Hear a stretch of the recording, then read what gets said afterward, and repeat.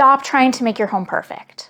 First of all, it's impossible. I mean, with something as subjective as interior design, there is really no such thing as perfect anyway. And secondly, it's boring, it's predictable, it's safe. And I understand that playing it safe can be really tempting when it comes to our interior design choices. Daring to try something different is a risk, but all of the best interiors have usually taken some risks. A so-called perfect space can be pretty and it might look really impressive, but it can also be lacking in any real depth or substance. Whereas an imperfect space is typically a far more interesting one. I want a space to take me by surprise, to make me think, to make me question my preconceived ideas about what I think is good design.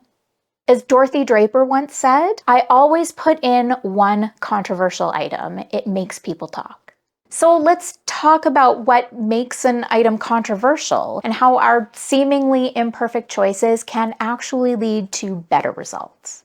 After all, the goal should not be an interior that looks like a magazine spread. It should be a home that reflects who you are and works for your life.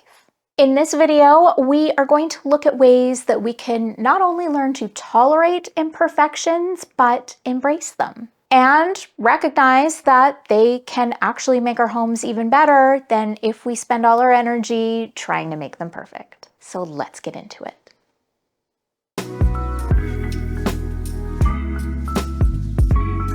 Color, of course, is an incredibly important design element that can have a massive impact on a space. And while our feelings about color are for the most part very personal, there are certain color schemes that are objectively seen as better than others, with some traditionally more undesirable combinations being described as clashing. But I think it's time that we put that term to rest. Sometimes the most unusual and unexpected color pairings can actually be the coolest. I love finding new color schemes I may never have considered before. So don't be afraid to experiment with color. A super helpful resource is this amazing Japanese book, A Dictionary of Color Combinations. Now this one that I have here happens to be volume 2. There is, of course, a volume 1, and I will put these up on my Amazon storefront. It is just a great book to reference if you want to think outside the box and try something different with color in your home. And you can have a lot of fun with color without it being a big expense or a huge commitment. I mean, a gallon of paint is still relatively affordable, but you don't even necessarily have to spend any money at all. Maybe it's just a matter of, switching things up and trying out some new combinations with the things that you already own.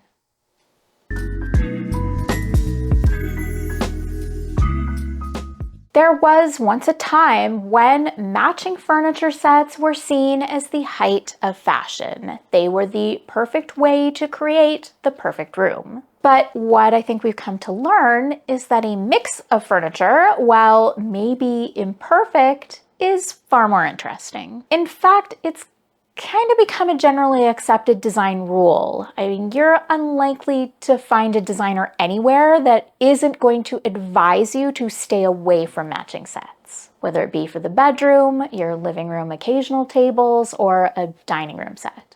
But not only do you want to look at mixing pieces, you also want to consider mixing styles. And if you watch my content regularly, you know I am a big advocate of this. Introducing a variety of pieces and a variety of styles is going to add character and interest and make your home feel more unique. And if you listen to the advice of Dorothy Draper and add one controversial item, it may just become a great topic of conversation.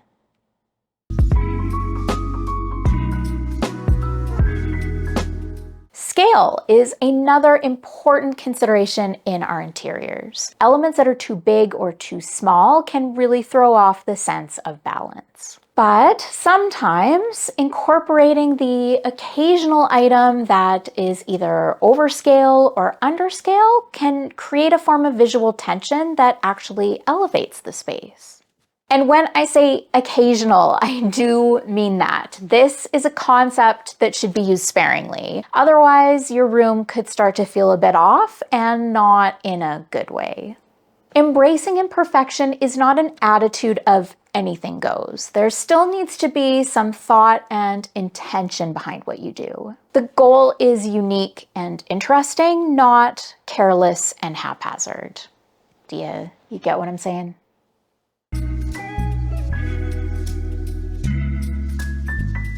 The art that we bring into our homes is really personal, and it can be about so much more than just a design aesthetic, and I think that that's a good thing. You can usually tell when someone has based their entire art collection around coordinating with the room. It tends to feel a bit flat and soulless. When it comes to art, I am a pretty big fan of going with your gut. If you find yourself really drawn to a piece, then that's typically a good sign to go for it. Even if it doesn't necessarily feel like something that's going to work in your space. With larger stand-alone pieces of art, the coolest ones are often the most unexpected. Again, visual tension. Or if it's smaller pieces, think eclectic gallery wall, which, if you know me, you know that I love. The weirder, the better. Actually, Adrienne and I just picked up a few new pieces for our place. Do you guys want to see them? The local Rotary Club here puts on a secondhand art sale every year for charity, and I had never gone before, so we decided to check it out this year and managed to find a few things. I haven't even taken the price tags off yet. Each piece, they were all $20 each, which, considering that they're all either like limited edition signed prints or original pieces, I thought was very reasonable. So this first one is just a little watercolor of Paris. So again, it's an original piece, it's signed, and I just thought that would make a nice addition to a gallery wall, perhaps. This next one, so this again, this is a print. It is signed July of '95, so I guess we could now call this vintage, which makes me feel very old. It is this lighthouse. I don't know, something about the style of this I thought was quite cool. I like the matting as well. I'm not so sure about the black frame. I might paint it or put it in a different frame, but I just thought that was kind of an interesting, slightly unusual piece. I was quite into that. Now this next one, Adrienne actually picked this out, although I was very much on board. Again, I'm gonna say this is probably vintage, but just a print of the mountains. We do live right by the Canadian Rockies, so we're very fortunate that this kind of a view is kind of right in our backyard, but yeah, I thought that was nice. And then this last one, this is probably my personal favorite. Oh, this is a little dusty. I haven't even cleaned these or anything yet, but this one, so this has been signed. I'm pretty sure that this is an original piece. It kind of looks a bit like kind of an architectural rendering, and it's got a real vintage vibe. Like it's got like a postmodern, very 80s kind of feel to it, I think, especially with like the brass frame as well. But this I thought was kind of unusual, but kind of cool. It was the first one I picked up, I think, actually. This one jumped out at me right away, so I quite liked that. All a bit different, a bit unusual, kind of quirky. Maybe not everybody's taste, but I quite like them.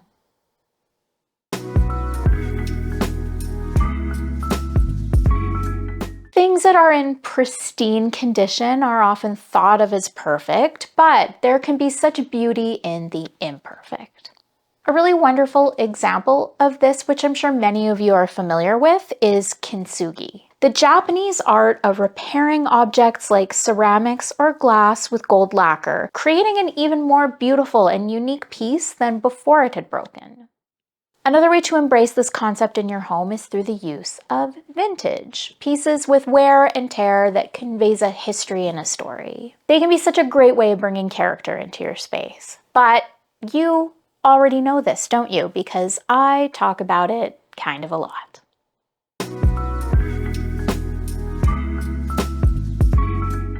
Now, I did dedicate an entire video to using pattern if you want to do a bit of a deep dive, but I thought it was worth at least mentioning again. There are ways to play it safe with pattern, or you could break the rules and do something more unexpected that maybe could even be considered imperfect. Again, just like color, don't be afraid to experiment with pattern and try out different combinations. You might just be pleasantly surprised by the results. So whether you go small and subtle or big and bold, pattern can be a great way to add impact to your space. Well, friends, that is everything I have for you today. Thank you so much for joining me. I hope we see you again next time, and bye for now.